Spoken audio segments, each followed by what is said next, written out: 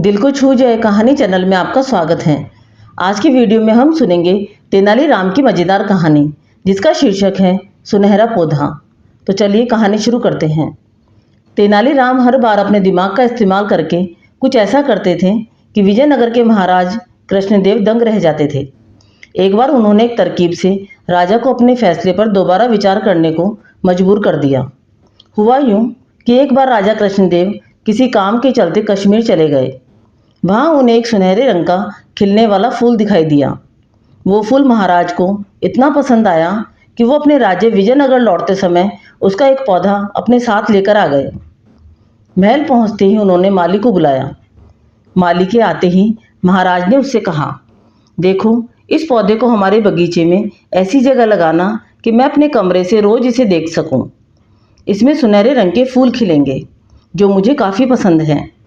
इस पौधे का काफ़ी ख्याल रखना, अगर इसे कुछ भी हुआ तो तुम्हें प्राणदंड भी मिल सकता है। माली ने सिर हिलाते हुए राजा से पौधा लिया और उनके कमरे से दिखने वाली जगह में उसे लगा दिया। दिन रात माली उस फूल का खूब ख्याल रखता था। दिन जैसे ही बीतते गए उसमें सुनहरे फूल खिलने लगे। रोज राजा उठते ही सबसे पहले उसे देखते और फिर दरबार जाते।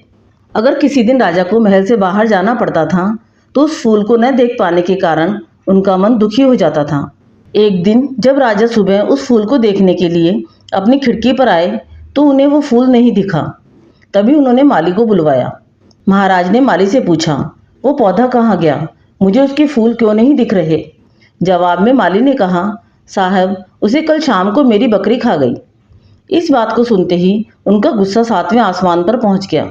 उन्होंने सीधे राजमाली को 2 दिन बाद मौत की सजा सुनाने का आदेश दे दिया। तभी वहां सैनिक आए और उसे जेल में डाल दिया।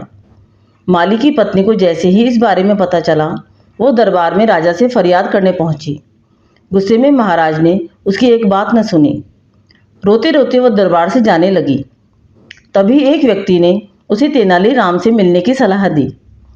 रोते हुए माली की पत्नी ने तेनालीराम को अपने पति को मिली मौत की सजा और उस सुनहरे फूल के बारे में बताया। उसकी सारी बात सुनकर तेनालीराम ने उसे समझा बुझाकर घर भेज दिया। अगले दिन गुस्से में माली की पत्नी उस सुनहरे फूल खाने वाली बकरी को चौराहे पर ले जाकर डंडे से पीटने लगती है। ऐसा करते करते बकरी अधमरी हो गई। विजयनगर राज्य में पशुओं के साथ इस तरह का व्यवहार करना मना था। इसे क्रूरता माना जाता था। इसलिए कुछ लोगों ने माली की पत्नी की इस हरकत की शिकायत नगर के कोतवाल को कर दी।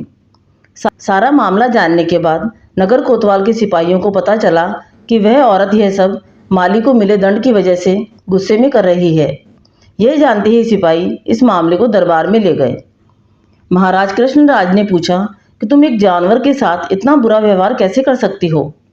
ऐसी बकरी जिसके कारण मेरा पूरा घर उजड़ने वाला है, मैं विधवा होने वाली हूँ और मेरे बच्चे अनाथ होने वाले हैं, उस बकरी के साथ कैसा व्यवहार करूँ महाराज?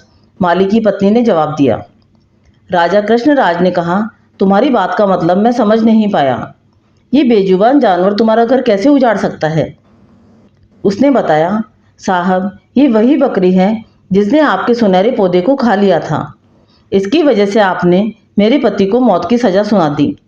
गलती तो इस बकरी की थी, लेकिन सजा मेरे पति को मिल रही है।